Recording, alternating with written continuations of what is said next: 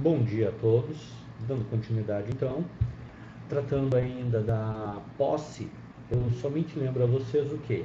Que o indivíduo, ele, tendo sido aprovado no concurso público, ele terá a nomeação no Diário Oficial e terá designado o período de até 30 dias para ele comparecer, tomar posse. Sempre lembrando que esse prazo, ele não é absoluto, ou seja, ele tanto poderá ser antecipado, se a administração não fixar uma data específica, poderá o indivíduo aprovado comparecer dentro do período de 30 dias para tomar posse. Em alguns casos, a administração estabelece uma cerimônia, um coquetel, algo para comparecer com familiares, etc. Então já é um evento mais formal. Nesse caso, tem data designada. E ainda nós temos a situação do indivíduo que sofre um acidente, do indivíduo que tem um problema, do indivíduo que está doente, não vai perder o cargo porque não pôde comparecer na data fixada ou no prazo de 30 dias. Ele vai fazer o quê? Ele vai pedir prorrogação do prazo para a tomada de posse. Sempre lembrando ainda, na ocasião da posse, declaração de bens e valores patrimoniais, declaração de exercício ou não de cargo público e inspeção médica oficial. Esse ponto aqui é importantíssimo. Não basta você juntar um laudo médico de um conhecido, de um amigo, de um médico da família, porque afinal não vai ter custo. Não. A inspeção será por junta médica oficial. Não compareceu para a ocasião da posse. Saiu lá previsto no Diário Oficial a nomeação para o cargo de técnico administrativo. Chegou a data designada ou se exauriu o período de 30 dias, não compareceu, torna-se sem efeito o provimento, ok? O cargo volta a ficar vago e permite à administração pública nomear o candidato classificado em número subsequente. Por exemplo, se você ficou em primeiro lugar, chama-se o segundo lugar. Então quer dizer que eu fui punido? Não, não foi punido, simplesmente demonstrou o quê? Que não tinha interesse naquele cargo. Nesse ponto é interessante também lembrar que não se trata de punição porque você sequer é servidor público. Lembro que somente a partir do momento que assina o termo de posse é que é caracterizado como servidor. Compareceu na data. Quais são os requisitos mínimos? Podem ter outros? Claro que podem ter outros. A administração pode fixar vários requisitos, sempre pautado na lei, princípio da legalidade. Agora, chegou no âmbito federal a data designada. Quais são os requisitos mínimos? Aqueles que estão previstos no edital, aqueles que você deve cumprir para tomar posse. Então, primeiro, a nacionalidade brasileira. A gente já viu o caso de aplicabilidade de concurso para estrangeiros, então nem vou entrar nesse mérito. O gozo dos direitos políticos, a quitação com as obrigações militares e eleitorais, o nível de escolaridade exigido para o exercício do cargo. Sempre lembrando, pessoal, vocês estão no nono semestre de Direito, vocês já podem fazer concurso público para nível superior como regra. Por quê? Porque o nível de escolaridade é comprovado na ocasião da investidura, na ocasião da posse. Então, vocês podem fazer o concurso como regra, nós vamos ver algumas exceções, e somente comprovar o cumprimento do requisito escolaridade na ocasião da posse, e isso pode demorar um bom tempo. A idade mínima de 18 anos, outra situação clássica, muita gente faz concurso com 16, 17 anos e somente vai tomar posse já após os 18 anos. Perfeitamente possível. O que importa é que ele, na ocasião da investidura, tenha a idade mínima. Sempre lembrando que nós temos algumas situações aqui de idade máxima, que nós já conversamos. Concursos militares são é muito comum se ver, melhor dizendo, em concursos militares, um teto para o ingresso no serviço público. E, finalmente, a aptidão física e mental. Sempre lembrando, a aptidão física e mental tem que sempre tomar cuidado com a questão das vagas ou dos cargos para portadores de deficiência. Então, esta aptidão será adequada aqueles cargos também. Parágrafo 1º do artigo 5º da Lei 8.112. As atribuições do cargo podem justificar a exigência de outros requisitos estabelecidos em lei.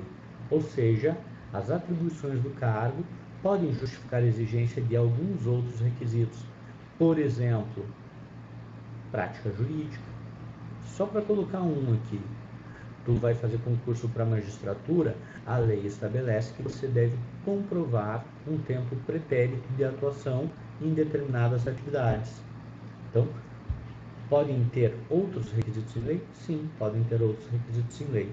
E aqui o parágrafo 2º que eu acabei de lhes falar, que nós já discutimos anteriormente quando falamos das vagas para portadores de deficiência.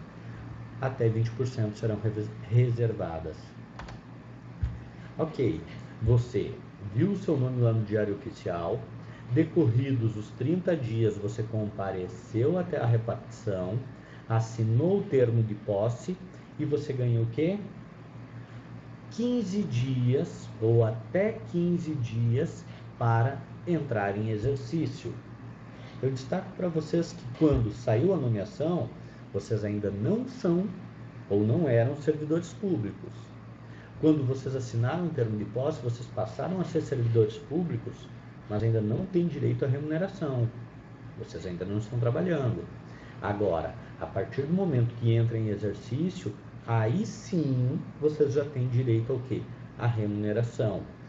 2 pontos que eu quero marcar aqui de plano. Primeiro ponto, 3 na verdade.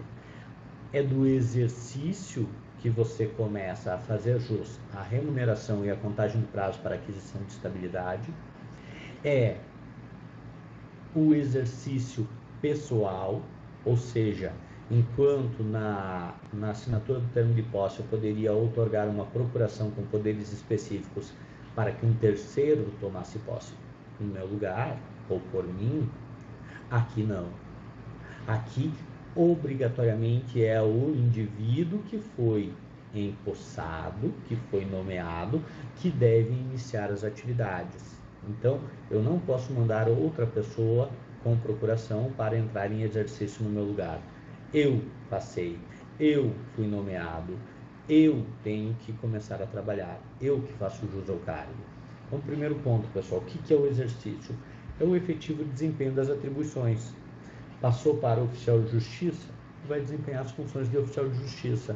Passou para analista tributário, para analista administrativo, analista judiciário, vai desempenhar as funções de analista judiciário. Então, o exercício é o momento em que o indivíduo começa, de fato, a trabalhar no serviço público, trabalhar na administração pública. Lembra vocês, o prazo, 15 dias. Significa que esses 15 dias são engessados? Não. Você pode ter os 15 dias, muitas vezes isso é essencial. Imagina que você está procurando um apartamento, que você está se adaptando, que você, enfim, está conhecendo a nova cidade. 15 dias para você correr atrás, resolver seus problemas, abrir conta em banco e etc. A instituição, o ente público que você vai trabalhar paga em determinado banco que você ainda não tem conta, você tem que fazer alguma burocracia.